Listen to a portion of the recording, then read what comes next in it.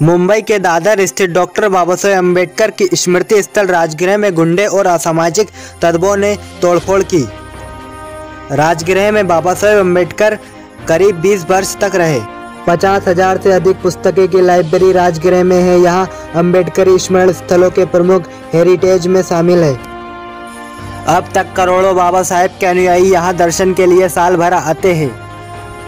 राजगृह में तोड़फोड़ की इस घटना पर भामसेब भारत मुक्ति मोर्चा राष्ट्रीय अध्यक्ष बावन नसराम ने अपनी प्रतिक्रिया में कहा, कल हमें ये जानकारी मिली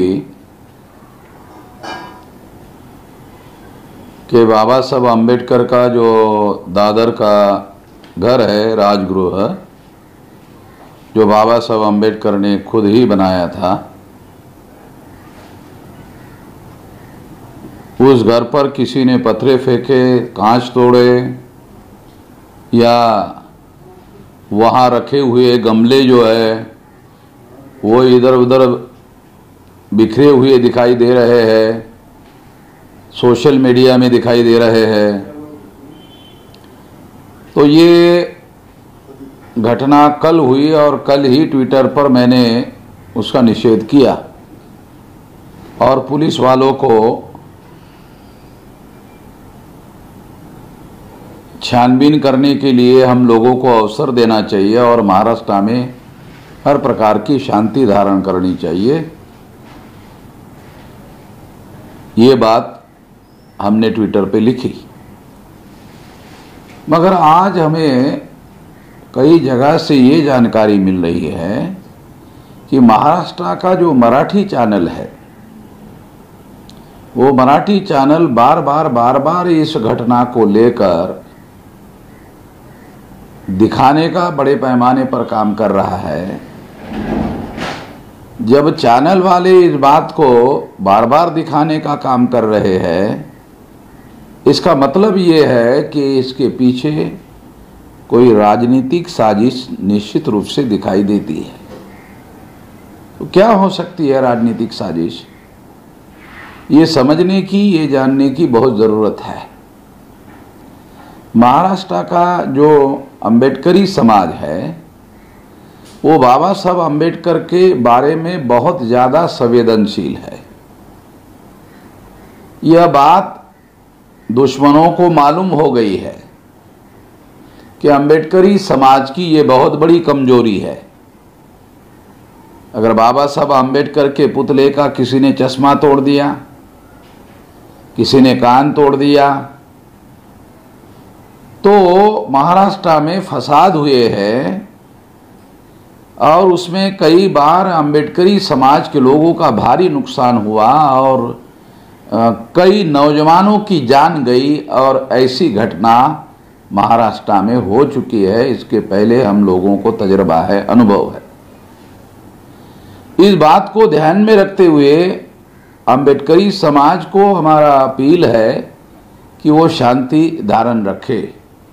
मगर मेरा ऐसा मानना है कि हो सकता है जब छत्रपति शिवाजी महाराज के पुतले की जब हानि होती है